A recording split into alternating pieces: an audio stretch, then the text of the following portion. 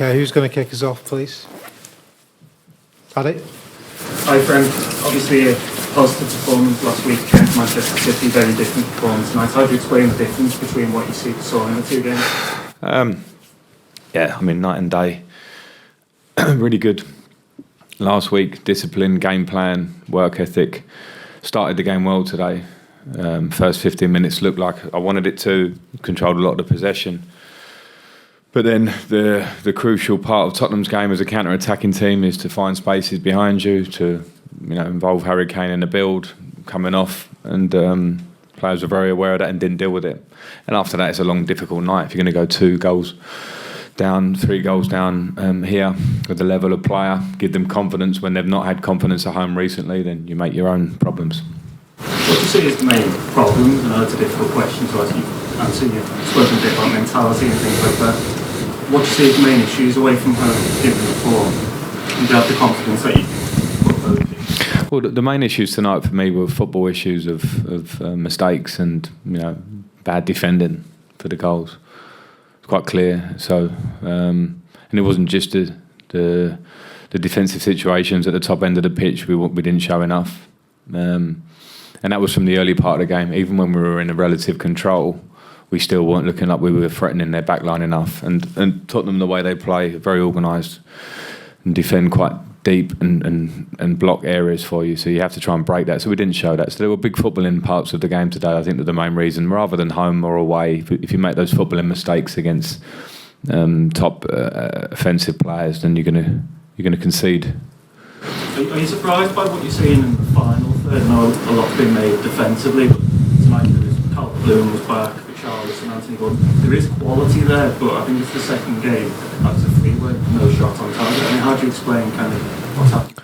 Yeah, it's always a team issue, I think, in terms of creating chances, and I think we've seen in our home games that we've played, Brentford, Leeds, Manchester City, we've creating chances. So there's a clear discrepancy between home and away form with the team. So then you start looking at different areas and different reasons for why we're not such a force in the final third, and they're issues that were there before me, and they're issues that need to be sorted out. And unfortunately, issues don't take care of themselves overnight, and we're still in very early stages. So we have to find a way to get the results to keep us in the league this year, because it's clear where we are. We have games in hand. Other teams are losing games as well around us, pretty much. So we have to be positive about what we do. And if anything's to be taken out of tonight, I guess it's a nice jolt, shot to show us that when we make those footballing errors, it's not going to work for you. We've got a lot of home games left. We've got 13 games, which is a lot of points. So it's very important that I myself remain positive, but we can't shy away from mistakes made tonight.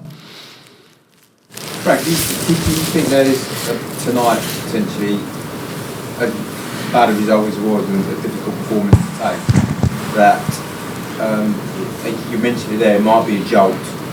Do you think that the players understand the kind of the gravity of the situation? Yeah, they definitely understand it, and they've understood it for a while. I think they've understood it before I was here, because it was a long run of not winning games, and when you're on that sort of trajectory, it's not. You'd be a fool to not see what's happening. I think that everybody at the club did, and I came into that. So what we've seen is a big uplift at Goodison. We've seen a big unification of the club at Goodison. The fans are really buying into what we're doing, and we've seen that we haven't been able to move the away form. So we now have 2 home games to work for, to try and get the results that will make things seem more positive, feel more positive. So we just have to focus on them. And of course, the away form we want to sort out and get it right. And it may be one click moment that it works for us, but at the moment we haven't done that. And of course, there's certainly a mentality issue, but that's a normal one tonight. If you go away from home at a place like Tottenham and concede two or three, I don't care whether you're in our position or near the top of the league. It's a long, difficult night generally. So that was problems of our own doing on the evening. I just checked Michael Keane. Is that a concussion? No, Michael has been unwell for the last couple of days, and to be fair to him, he put himself up for selection. We're short on centre backs. We've got, Ben Godfrey's back training this week. Yerry Mina's going to be another 4 or 5 weeks at least. So we don't have options in that area of the pitch, and as you see with any squad, if you lose 2 mainline centre halves, it makes things very difficult. And the reality is that we conceded through that area tonight. And as I say, Michael was more that he was struggling with off the back of not feeling great. Frank, you mentioned work ethic as something that you were pleased with last week. Do you feel like that was missing tonight and players down?